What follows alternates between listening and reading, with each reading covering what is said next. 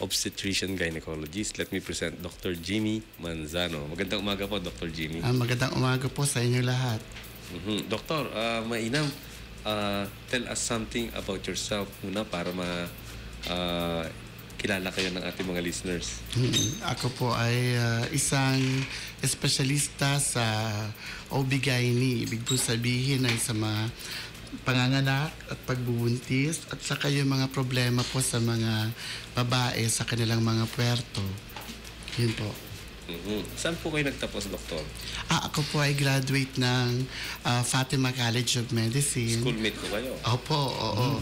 At ako po ay nagtapos ng aking pagkakaspesyalista dito po sa Olongapo City sa James L. Gordon Memorial Hospital po. So, Doktor, yung ating mga viewers and listeners ay pwede mag-text sa atin at magtanong ng kanilang mga concerns sa kanilang tungkol sa problema ng mga babae. Hindi problema sa babae, ha? Kasi si DJWB solve niya lahat ng problema niya. So, before the show, may mga nagtatanong na po sa atin, ano? At sinasagot ko naman kanina. Sagot ko, ang topic namin ngayon ay tungkol sa OB-GYN, tungkol sa panganganak, sa pagkababae at saka ano, ha? So, mag-text lang kayo sa 0920-90-99937, ano? At yung mga tanong sa tungkol sa mata at sa ibang parte ay sasagutin na lang po namin later pag may time na po. Ano?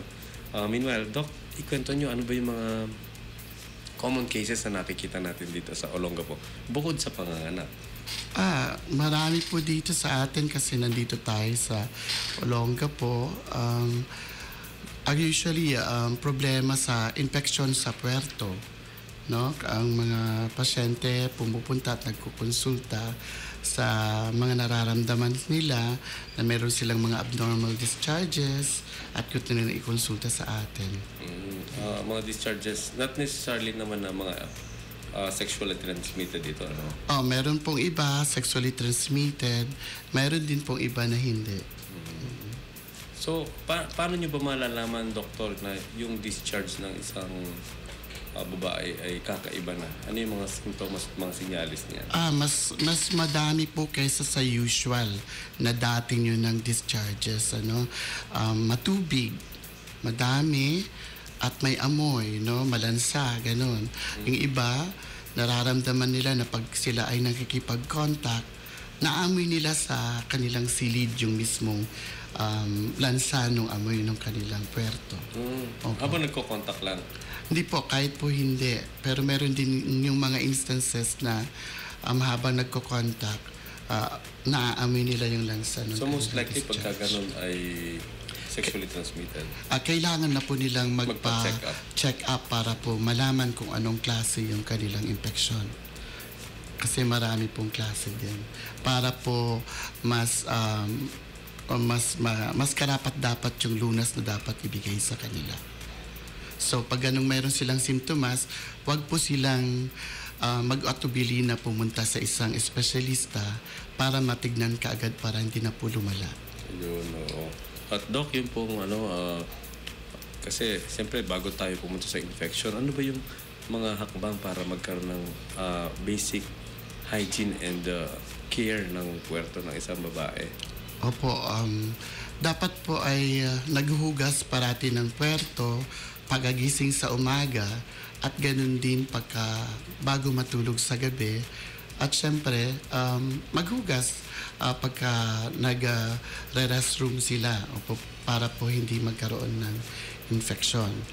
Pwede na po yung mga soap na hypoallergenic, yung mga hindi nakakairita sa mga probinsya in low resource setting na hindi nila kayang bumili ng mga gamot na panghugas. Pwede na ang sabon, na gamitin yung mga hindi masyadong matapang ang amoy para po panghugas ng kanilang mga puwerto. Ibig sabihin na hindi matapang yung amoy, mas neutral, less fragrance, less... Opo, tama po kayo. Yung walang masyadong pabango at walang masyadong irritant doon sa sabon. At Doc, kasi merong paniniwala, common na kapag panahon daw ng menstruation ay masama raw maligo. Oo nga po, meron nga po tayong ganyang paniniwala pero yun po ay walang katotohanan. Oo. Dapat po ay talagang araw-araw pa rin tayong naliligo kahit na tayo po ay may regla. Kasi parte po ito ng ating kalinisan sa katawan o hygiene. So yun, maliwanag. Dok, meron po silang mga pinapatalastas na mga feminine wash. Ito ba ay may papayo ninyo? Yung mga... Pwede nga po kung siyempre ang isa sa mga balakid sa paggagamit ng mga ganyang mga panghugas sa puwerto ay siyempre yung presyo, yung cost. Opo, pero maganda po yun kasi nare-regulate yung tamang pH sa puwerto ng isang babae para po hindi dumami yung bakterya na nandoon sa puwerto natin. Dok, yung pong dati may tinuturo sila sa atin sa med school, yung bang parang vinegar wash. Opo. Yan po ay actually hindi na masyadong ina-advise na gamitin po ngayon kasi po lalo pong dumadami minsan yung bakterya o fungus na nandoon sa puwerto. Kasi po depende po yan sa klase nga ng infeksyon. Kaya wag po kayong maggamot ng kayo-kayo lang kundi kumonsulta po sa doktor. Kasi po pag ang sakit ay dahil sa isang fungus, pag gumamit po kayo ng vinegar dosing o paghuhugas ng mayroong suka, ay lalo pong dadami yung fungus. So, lalo pong kakati yung iyong puwerto. So, wag po kayong basta-basta na gumamit ng mga nakikinig lang o nasasabi ng inyong mga kapitbahay. Ayun. Or yung mga madalas po kasi, sinabi po ng mga matatanda paniniwala nila Yun daw, Yun lang ang nagiging... yung pinakuluan daw na dahon ng bayabas ay... Oo, tama po yun. Yun po ay depende po sa infection kasi may mga infection naman na kagaya ng cytolytic vaginosis. Ibig sabihin, yung iba minsan kasing mga babae ay sobra namang... Linis. Oo, malinis. Hugas naman hanggang sa mamatay yung natural na bakterya na nandoon sa ating puwerto. Na kailangan din naman po. Opo, ang tawag doon ay lactobacilli. Sinasuggest naman doon ay maghugas ng baking soda. So, magkakaiba po yun. So, wag mag-resort ng kayo-kayo So, lang. dapat alam, Kumonsulta po talaga kayo sa specialist. Yung lactobacilli, yun din ba nakikita doon sa iniinom na drink na Tama po Shiro yun. Tastring. Tama po yun. Baka mamaya po, yan ay panghugas. May sustansya rin pala yun. Oo, tama po yun. Kaya nga meron sila ngayong advokasya na pwede na rin gamitin ang probiotics sa mga infection sa puwerto. So, hindi lang Panghugas po?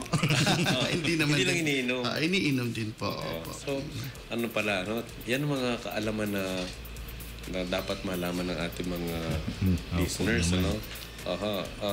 Ay, ito, Doktor, isang texter natin,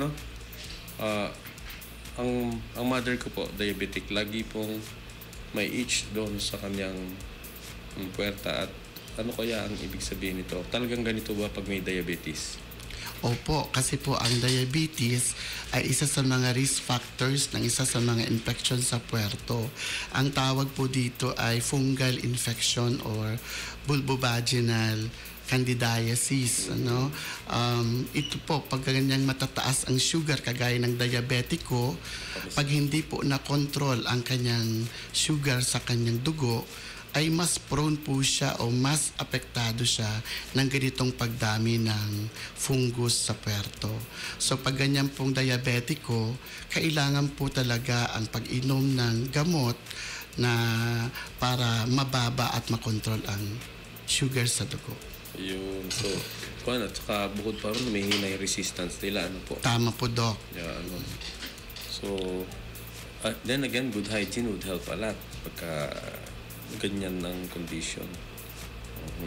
So, may tinanong po siya, yung bang betadine wash ay maaari din sa pambawas daw ng punggus. Ang punggus po ay amag. Opo, tama po yun. Pwede po na gamitin din pang araw-araw ng panghugas. Kaya lang po marami po kasing solution yan o percentage nung gagamitin na betadine. Iba rin po kasi yung timpla ng para sa sugat. Mas puro po yun. Pero mayroon po tayo ngayon na locally available na talagang ginawa na betadine para sa panghugas sa perto, yung betadine feminine wash po. Opo. So, antiseptic ano po? Opo. Ito, Doc, isang problem naman to. Sabi niya, Doc, ano ang gamot sa dryness? 33 years old pa lang po. At na-try na rin yung hormonal, pero dry pa rin po palagi. Masakit pagka nagko-contact. Importante po yun kasi sa contact, na dryness sa contact is that kasi kailangan po talaga sa lahat ng sexual contact ay mayroong tinatawag na, pwede ko bang sabihin? Na romansa. Oo, bago yung contact. Kasi kailangan natin Another word for it, foreplay? Foreplay. Tama po yun, DJ. Play. Tama po. Oo. Kasi po, yun po ay isang malaking component ng isang pagtatalik. Kasi po, yun ang nag-prepare sa isang babae para po sa actual na contact na yung tinatawag na foreplay o romansa. So, ang isang babae, pag hindi siya prepared, ay mahirap talaga at masakit yung contact. So, kailangan ma-emphasize o maturuan at masabi sa mag-asawa yung kahalagahan ng foreplay o romansa bago yung actual po na sexual contact. Okay. Yun, at these are educational medical naman po ito.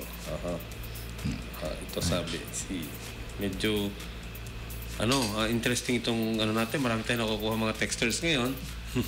Mamaya natin basahin muna. Meanwhile, batiin muna natin ang happy birthday to mga celebrants natin itong September. Happy birthday. Si Dine, si Maria Dina Pineda, yung PhilHealth officer natin sa... si Miss Dina. Si Dina. Isa sa paboritong staff yan ng mga doctors kasi sinag-aasikaso ng PhilHealth. Happy birthday, September 3, bukas. Happy birthday po. Di ba 3 ngayon? Ngayon na po, 3. Oo. Ngayon na. At si Dr. Janet Molina Bongco, anesthesiologist, September 5. At ang announcement pala, ang Our Lady of Lourdes International Medical Center ay nangangailangan o tumatanggap ng resident doctors at nurses. Hiring tayo ngayon. So kung kayo ay lalo na ngayon, maraming bagong graduate na doctors. Congratulations sa mga bagong graduate na mga doctors. At yung mga gusto mag-moonlight or gusto residency muna dyan, pumunta muna, mag-apply lang po sa Lourdes. Ang number po natin doon ay 222-9011 sa 222-9013. Yun po. So mag-visit lang kayo doon at kayo ay magdala ng inyong resume. Minsan may tumawag sa akin, Dok, mag-a-apply po ako. Saan ko dadalhin yung aking resume? Doon po. Ito, Mabel. Dok, ang sequence ng pagbubuntis, na CS po ako sa una kasi breech. At 7 months yung baby ko. Delayed na po ako. Safe ba ito? Ay, CS na. Opo. Safe naman po yun. Opo. Kaya lang po, ayon sa pag-aaral o sa liksik, sa research, ang pinakamaganda po para maganda po Space. Yung pilat sa matres ay may interval po na at least 1 taon. Pero po pag kayo ay nabuntis, okay lang naman po yun na mabuntis kayo ulit. Hindi naman po yun masama. Ayun, so, Opo. 7 months na interval ay medyo matibay na rin siguro. Lalo na kung bata pa naman, pangalawa pa lang naman. Ay, tama po kayo, Doc. Ito, tanong, saan po maaari magpa-check? Doktor, saan daw kayo nakiklinik? Ayan. Ako po ay active consultant ng Our Lady of Lourdes International Medical Center. Pwede niyo po akong puntahan doon. Magtanong lang po kayo at kayo aking titignan. At si doktor po ay kilala doon. Isa sa pinakasikat na doktor po dyan sa ating hospital. Ano po? At ito, nagtatanong, yung bang pagkakaroon ng PV virus maiwasan talaga sa injection kasi medyo mahal. 3 po kami magkakapatid at ang payo sa amin ng doktor ng mami, magpa-inject. Nag-i-inject po kayo noon, Doc? Ang HPV siguro? Oo, HPV po, Human Papilloma Virus. Ito po ang virus na tinutukoy na nagsasanhi o nagkokos ng cancer sa kwelyo ng matres, yung cervical cancer. Oo. Tama po yun. May bago po ngayong bakuna na nadiskubre na laban sa pangunahing sanhi ng cancer na ito ay yung HPV 16 at 18. At dalawa nga pong klase yung bakuna na para dito. Meron po yung bivalent na tinatawag, yung Cervarix, at yung quadrivalent, yung Gardasil. Yung pong quadrivalent ay nagproprotekta na rin sa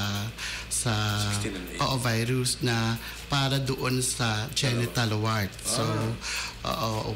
So, ibig sabihin po, Doktor, mas malaki yung coverage nun? Mas malaki po ang coverage na sinasabi ng quadrivalent, pero yung pong bivalent, sabi naman nila na merong cross protection yung ibang virus. Opo. Ito po ay maganda para po sa prevention ng pagkakaroon ng cervical cancer, primary prevention po.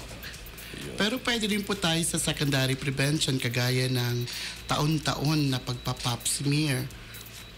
O kaya ay meron tayo ngayong bago, yung tinatawag na liquid-based cytology, parang pap smear din po, kaya lang po nilulubog sa espesyal na likido para po mas maganda yung makukuhang cytology o sample para doon.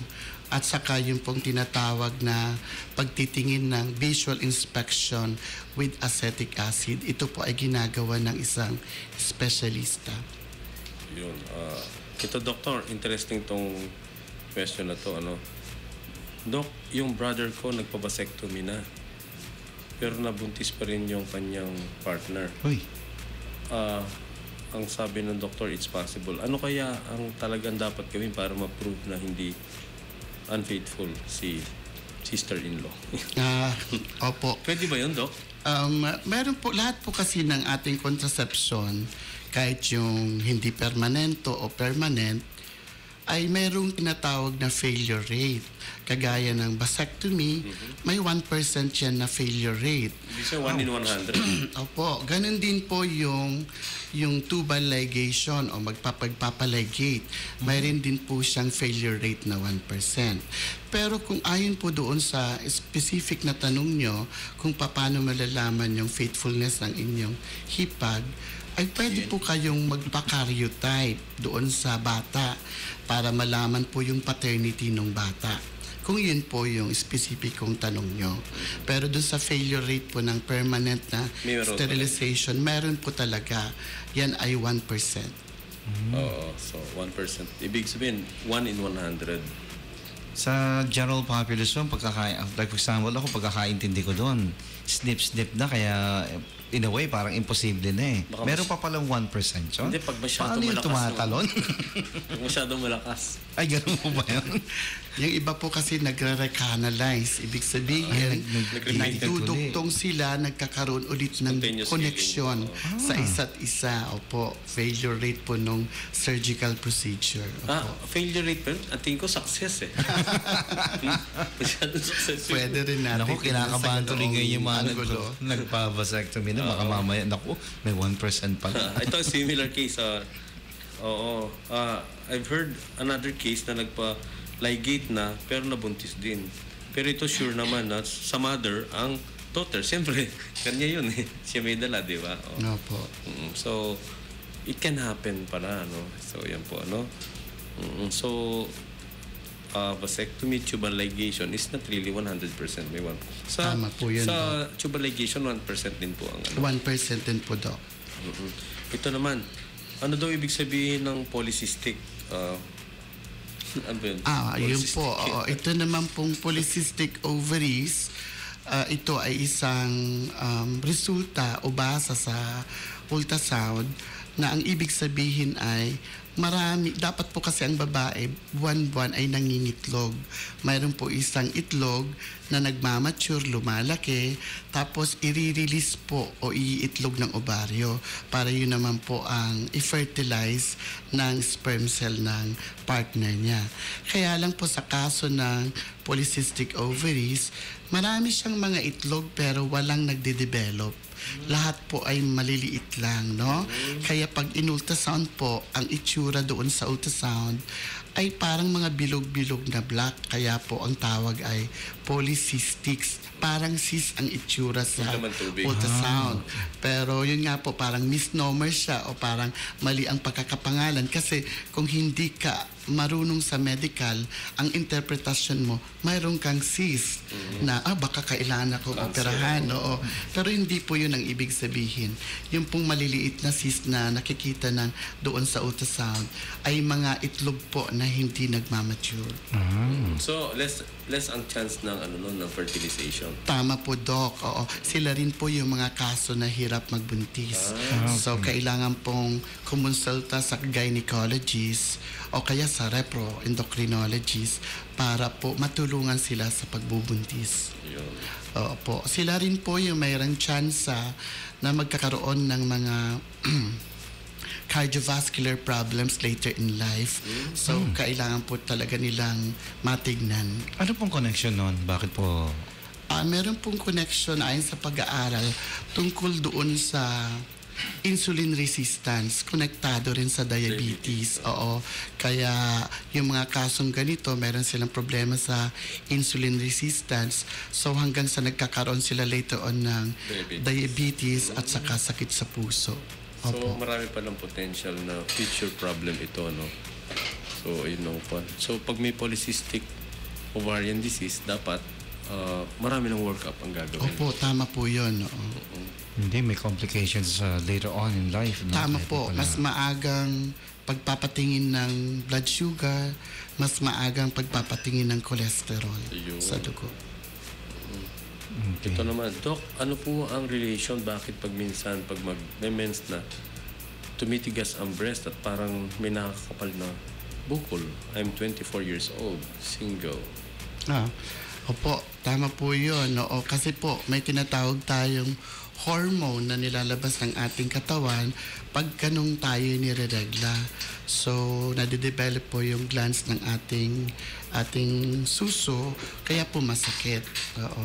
May nakakapaka rin parang mga lamad-lamad sa iyong suso na konektado din sa hormone na nire-release pag tayo nagre-regla.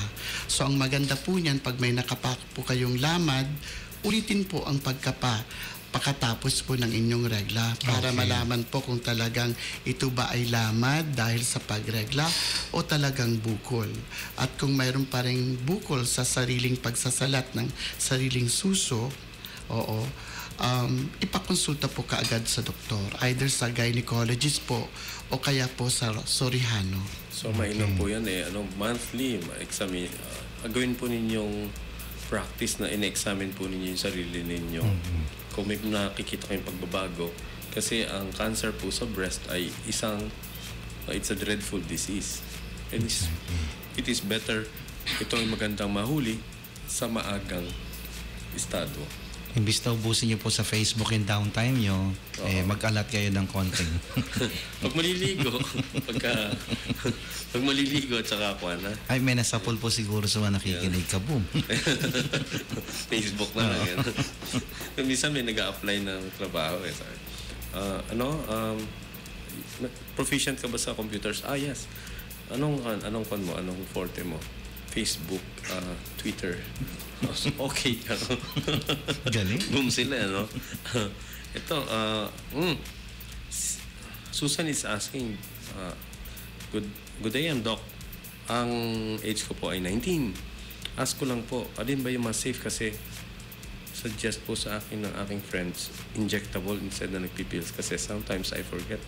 Tapos magko-contact, then stress ako baka. Then I take 2 the day after kung na-miss ko. Injection or Napakagandang tanong po yan galing sa isang 19 years old. Kaso po, oo. Tama po kasi sa pagbibigay ng tamang paraan ng kontrasepto ay dapat malaman po yung sexual activity at saka yung edad ng taong umiinom nito. Ang problema po kasi kung masyado pang bata yung isang babae, ay yung ang nakakalimutan nila yung pag-inom ng pilduras. So, mas maigi po talaga sa kanila yung pong injection kasi good po yun o mabuti po yun para sa 3 buwan. So, ang kanilang lang pong tatandaan ay yung susunod po nilang schedule ng injection. Pero hindi naman po masama kung ang taong umiinom ng pilduras ay matandain. Pwede po rin sila sa pilduras kahit na 19 years old. So, pang matanda. Pang matandain, no? Pang matandain. Doc, personal. Opo. Injection or pill? Ay, ako po. Bilang gynecologist, yun nga po, depende po yun. Parehas lang po ang epekto ng pilduras at saka pill. So, okay po parehas. So, depende na po yun sa gumagamit. Kung saan sila mas convenient. Oo, kung ano yung mas okay po sa kanila. Doc, yung pa rin po nag-text kanina, 76 pa rin yung dulo. Sabi niya, may romansa naman before the act, pero talagang minsan ang tagal matapos ni partner, dry na po ako. Opo. So, Ang ibig pong sabihin yun ay kailangan yung i-analyze din po yung sarili nyo kung nag-i-enjoy po kayo doon sa activity. Kasi po pagka talaga, tama po yun. O ewan ko kung pwede po sa radyong sabihin. Okay na pero po. For educational purposes. Kailangan po talaga yon na kailangan, kaya nga tinawag na love making kasi dapat po kayong dalawa ay nag-enjoy. Kaya po siguro kayo natutuyuan. Sabi nyo nga, isa dahil sa masyadong matagal yung contact. So, dapat po for the entire activity, dapat po should be enjoyed by both partners. Hindi po yung isa ay nag-iisip yung deadline ko bukas nga pala. oo. Ay, kailangan ko nga palang buli mamaya nito. Right in the middle. Naku, mapuputulo na ako ng kuryente. Hindi ko Talaga automatic yun yan. Anyways. Parang yung sabi nung lalaki. Sweetheart, dumain ka naman, oh. Parang wala ka na feel eh. Sige, dumain ka. Anong gusto mo? Yung daing mo, kagaya dati, meron, oh shit, ang mahal ng kuryente. Nagdaing nga. Nagdaing. Ang mahal ng tuition. Ito nasagot na itong iba dito. Sabi niya, Wendy, best time to have a child, doktor, kasi I married early. Married daw siya. Teens pa. Na-advise daw siya ng doktor na hindi pa raw advisable to have a baby. Best age po siguro yun. Best age. Best age, oo. Pagkakagaya dun sa particular na pasyente nagtanong na siya pa ay bata. Teenage. Opo, teenage, oo. Maganda po na pagka nag-asawa na siya by the time of 20 or 22, pwede nang sundan ulit. Pero po yung tama pong pag-aagwat ng pagbubuntis ay 2 hanggang 3 taon. Opo. Para po hanggang sa maplano nyo kung ilan talaga yung gusto nyong bilang ng pamilya, saka po contracepto, mag-family planning. So kunwari po, pagka ang gusto nyong number of children ay 2, so magkasunod po kaagad within 3 years yung 2, tapos mag-contraception. Kasi po kung masyado pong malayo yung agwat, dadating po yung araw na 30 anyos na kayo, mas mataas po yung risk factor ng high blood sa pagbubuntis o yung tinatawag na preeclampsia at saka yung diabetes sa pagbubuntis. Ano yung 30 and above, Doc? 30 and above, nagsiset in na po yung mga ganyang mga sitwasyon. Pero may pagkakataon din na nagkakaroon tayo ng preeclampsia sa bata. Pero mas madami pag tayo nagkakaedad na konektado doon. Yung may high blood ka na bago ka pa magbuntis, tapos inaasawa ng preeclampsia. Ganun pala yun. Oo. So ito, Doktor, dati nagplano po kami na 3 kids lang, and we tried doing natural rhythm. At sa awa ng Diyos, we were blessed with 7 children. Now, we were forced to work harder and become more productive. We are so happy that with the 7 children that we have, lahat po sila ay nakapag-college. My youngest, pumasa na sa board ng medicine. I recommend natural way is good. Pag binigyan ng life, tanggapin at pagyamanin, pag-aralin. Good morning, Mrs. Garcia. God bless po. God bless. Ang ganda ng message niya. Tama po yun. Congratulations po. At, 7. And congratulations do sa daughter niyo nakapasa ng board sa medicine. Congratulations po. Yeah. More power to our show daw. Thank you. Very informative. Doktor, ito, another patient tinatanong, anong oras po kayo pwedeng mapuntahan? Parang ang bait-bait ng boses ninyo. Dr. Manzano is the name niya. Maraming salamat po. Oo. Pwede niyo po akong puntahan sa office hour o clinic hours doon sa Our Lady of Lourdes International Medical Center. Magtanong lang po sa mga staff natin sa information tungkol po sa aking clinic hours. Ito naman sabi, I am Jay. Doc, I am gay. I hope you will not judge. Pwede ba rin ako magpa-check up sa inyo kasi meron akong issues hindi ko ma-discuss sa text. Ay, wala pong problema. Since ako po ay isang male gynecologist, mayroon po akong mga pasyenteng babae at may mga pasyente din po akong mga lalaki. So, okay lang po na sumadya kayo sa Lourdes Hospital para po makonsulta. At sabi ni Jay, I feel comfortable, parang ang bait. Tama, bait itong doktor dito. Heartwarming itong message mo. Yes. Si Maricel is asking, Doc, nag-decide ako magpa-ligate before. Ngayon gusto ko ulit magka-baby kasi high school na yung youngest ko. I am 33. Pwede pa kaya? Opo. Maganda rin pong tanong yan. Paano po yung dati nang naligate na gusto ulit magka-baby? Opo. Mayroon po tayong ang ginagawa sa surgery na yun, o operasyon na yun, ay pagdudugtungin po yung dati nang naputol na fallopian tube nyo. Opo.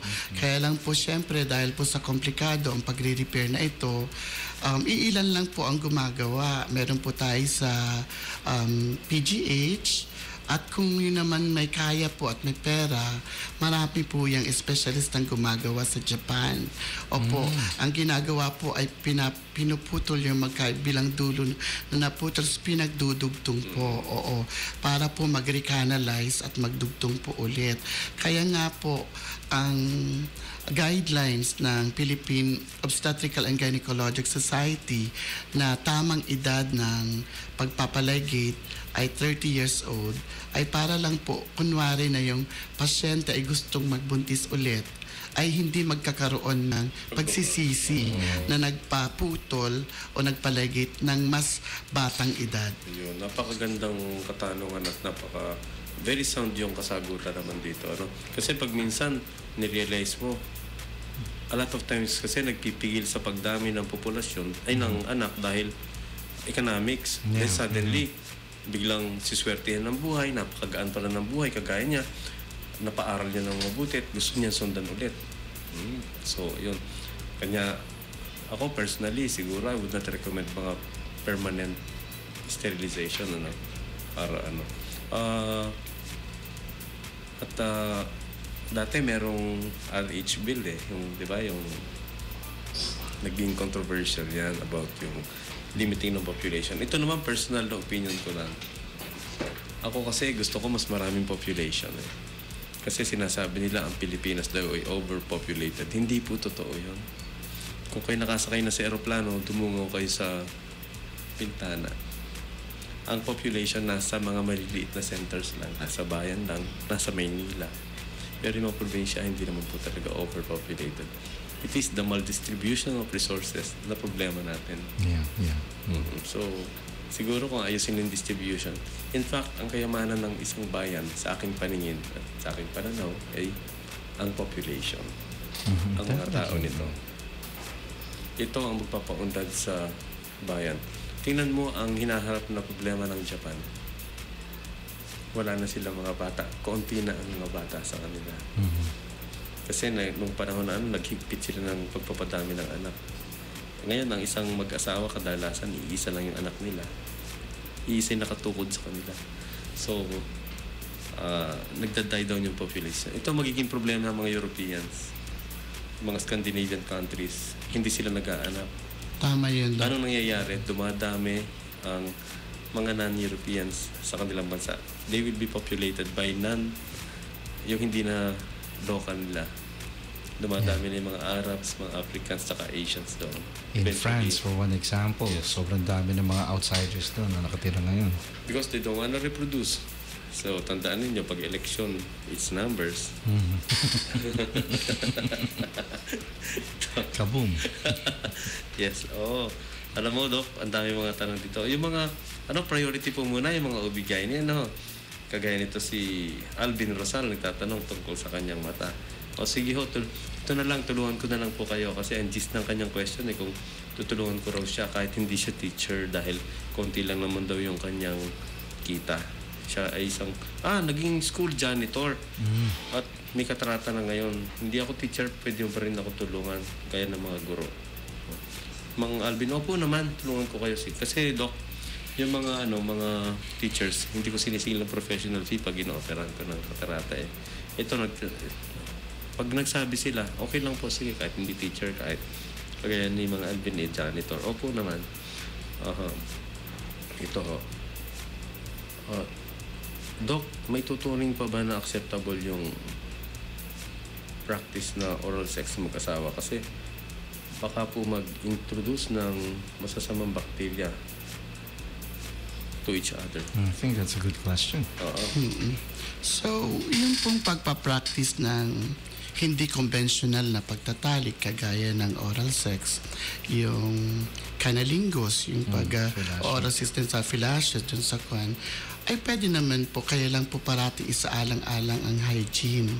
Opo, malinis po ang ating mga puwerto bago po gawin ang ganitong hindi conventional na pagtatalik. Kung ang problema niyo naman po ay pagkakaroon ng sakit doon sa